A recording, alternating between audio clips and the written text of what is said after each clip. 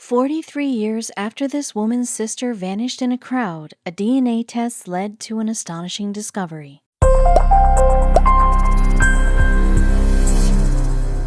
Bernie Slowey vividly remembers the day that her 2-year-old sister Rose vanished. The disappearance occurred at the end of the Vietnam War, in the chaos that ensued during the fall of Saigon. After making a new life in America, Bernie never stopped wondering what became of her sibling. But she would have to wait almost 44 years to get answers. On Bernie's own admission, she was a perfectionist from a young age. As a teenager, she embarked on a career as a banker, fresh from high school, and went on to juggle full-time work with her college studies, just so she could reach her dreams sooner. It was her ambition to be the youngest person of her position at work. For 20 years, Bernie built up a successful career in the banking sector. At that point, though, the financial collapse occurred, plunging the economy into a recession. The downturn then negatively impacted the financier's life. Indeed, she came to find that work was more hostile, and the culture no longer lined up with her own values. With that in mind, Bernie chose to leave her career in banking behind and began looking for a new job. The recession, however, meant that she was not overwhelmed with options. She spent 2 years searching for an opportunity with no luck and feared she'd made a terrible mistake. These feelings of despair would ultimately stir up painful memories from Bernie's childhood. That's because she'd never forgotten a tragic event that occurred during her early years. This incident would go on to affect the rest of the former banker's life and lead her to wonder if there was something she could have done to prevent it. Bernie was born in Vietnam in the early 1970s, at the height of the Vietnam War. She and her younger sister, Rose, were, in some ways, products of the bitter conflict, as their mother was South Vietnamese and their father was an American GI, and that tumultuous time would go on to shape much of her life. The Vietnam War finally drew to a conclusion after 20 years in 1975. It ended in defeat for the Americans and the Southern Vietnamese, with North Vietnamese troops seizing Saigon. To mark their victory on April 30, Viet Cong flags were raised on top of the city's Independence Palace. As the Viet Cong closed on Saigon, American helicopters began evacuating South Vietnamese and foreign nationals out of the city on April 29, 1975. In scenes that would become iconic, the last U.S. Marines then fled by helicopter from the roof of the American Embassy in the early hours of April 30. Bernie remembers the fall of Saigon well, even though she was only 4 at the time. At a TED Talk in 2016, she recalled, "It was pandemonium. We would always hear the beating of helicopters, and we could hear the sirens and even the smell of war around us. But it became such second nature that we were just children in the courtyard, and all we wanted to do was play kick the can." Nevertheless, Bernie and her family were among the crowds set to flee the city. The trio were eligible for rescue due to worries about what might happen to them at the hands of the North Vietnamese. But there was a specific reason for them to fear the conquering troops. In 2019, she told CBS Denver, there were a lot of rumors that Vietnamese women with Amerasian babies would be tortured. With that in mind, Bernie, Rose, and their mother were due to be airlifted out of Saigon before it fell. Before they could all reach safety, however, a heartbreaking turn of events would cause the youngest sibling to be separated from her family, just hours before they were due to leave, and the devastating events had a long-lasting effect on the former banker. Speaking to the Northeast Denver newspaper The Front Porch in 2019, Bernie explained the circumstances around her sister's disappearance. She said, "We kids were playing in the courtyard of our apartment complex when, suddenly, my 2-year-old sister Rose wasn't there. My aunt, who was watching us, was frantic. Somehow Rose had gotten out through the gate and into the street." Bernie's mother began to look for Rose in a panic, but she was lost to the chaos of the city. As the frantic search for the toddler continued, her family's flight to the U.S. drew even closer. And in the end, the frantic mom of 2 was faced with the agonizing choice of staying in Saigon to find her missing daughter or boarding a plane to safety.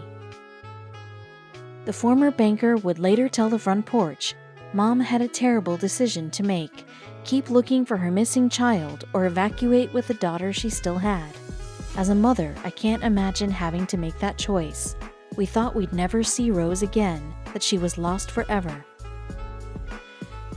Faced with this unimaginable decision, in the end, Bernie's mother chose to leave Saigon.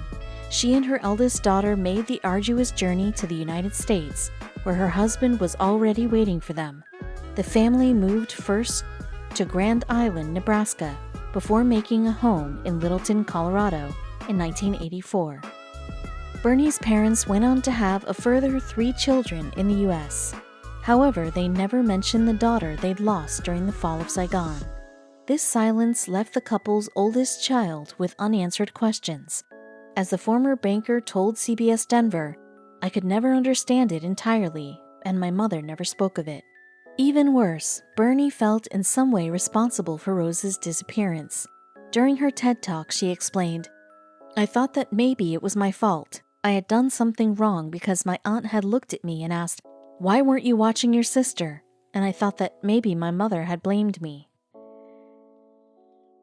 Over the years, Bernie came to suspect that Rose's disappearance had eaten her mother up inside. She'd had to, after all, live with the shame and guilt of leaving her daughter all alone in Saigon. But the little girl's disappearance had an effect on her older sister as well, and eventually she returned to Vietnam in 1995 to search for her lost sibling. Bernie was not successful in locating Rose during that trip, and alas, her mother died in 2012 without reuniting with her long-lost daughter. The former banker, as a result, believed a broken heart partially caused her mom's death. She told CBS Denver, "One of the last things she told me was she wished she could find Rose to bring her here, and so I know she really wanted a reunion. It haunted her for the rest of her years." As a result, Bernie kept searching for Rose in the wake of her mom's death. She even opened up about her sister's disappearance during her TED Talk in 2016, with the vague hope that it might somehow reach her sibling and the pair could finally reunite. But the former banker never heard from her and began to fear that she never would. However, little did Bernie know that there would be some news of her sister in the following years. It all began with an email in December 2018, and from there the former banker would finally start to piece together what had happened to Rose after she went missing, and she learned that her sister had been abducted, as her mother had feared.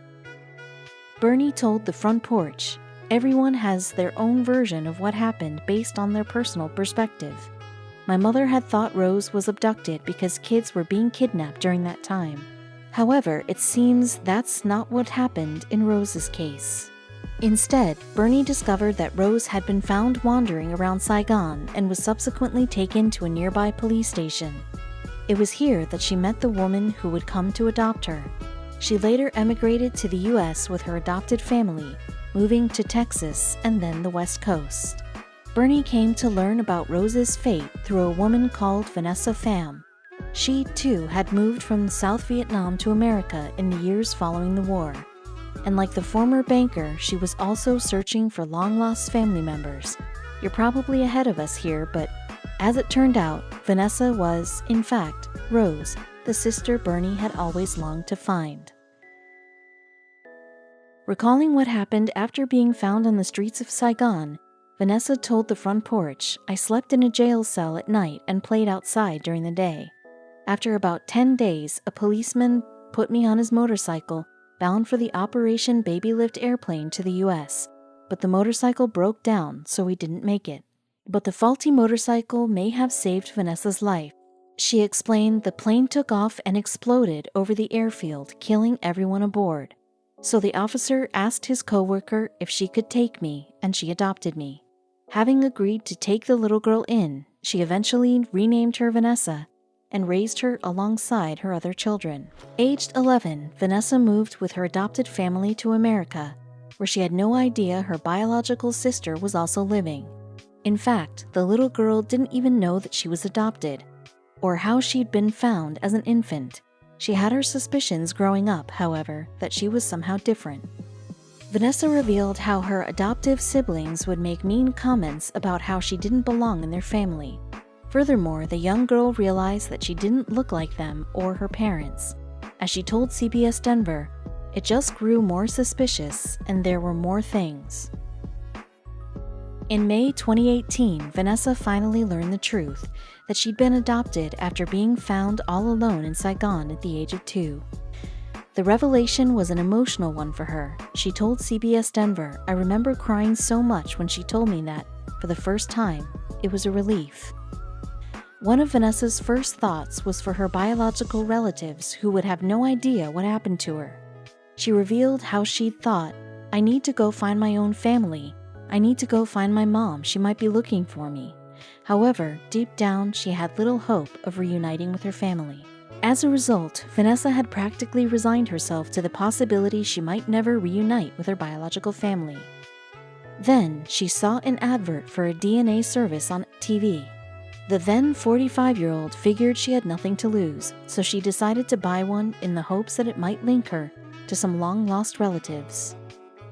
Vanessa bought a $99 test and returned it with her saliva swabs. And in just a few days, she learned that her DNA matched with some relatives in Colorado.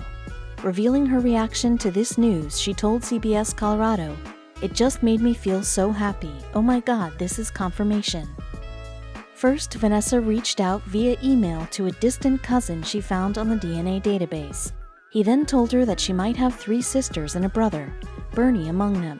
And after some cross-referencing with various ancestry websites, it was confirmed that Vanessa and Bernie were indeed full sisters. Vanessa later described her reaction to the news that she was Bernie's long-lost sister. She told the front porch it was like a dream. However, her joy was tinged with sorrow when she discovered that her mother had died in 2012, which means that she would never get to meet her. The 45-year-old then described what it was like to hear of the death of her mother. Vanessa told CBS Denver, "It felt like 1,000 heavy weights dropped.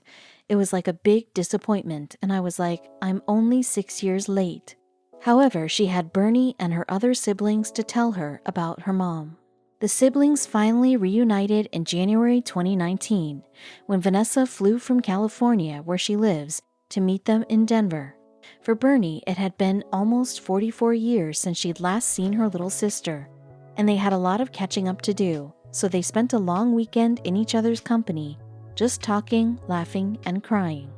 Upon their reunion, Bernie told Vanessa, "I don't know how long you've been searching, but for me, it's been a very long time. It's surreal that you are here sitting next to me." During the meeting, she told her sister the name her parents had given her. As a result, she started calling herself Vanessa Rose. A month after their initial meeting in Denver, Bernie and her family visited Vanessa in California. The 2 sisters remained in constant contact and even planned to return to their native Vietnam together in an attempt to retrace their past and visit family there. This included their aunt and older half-brother. Vanessa also hopes to one day build a relationship with her biological father, who has remarried and lives in Texas. However, the return of his long-lost daughter came as a major shock to him. So while they've been in touch through Facebook, he wants to take things slow, which she respects. After all, Vanessa was struggling to come to terms with the reunion herself. She told CBS Denver, "This is a dream, and I'm afraid to wake up. I have been walking for so long. I have been gone, walking and wandering, for 43 years, and I just want to come home, and I found my way home."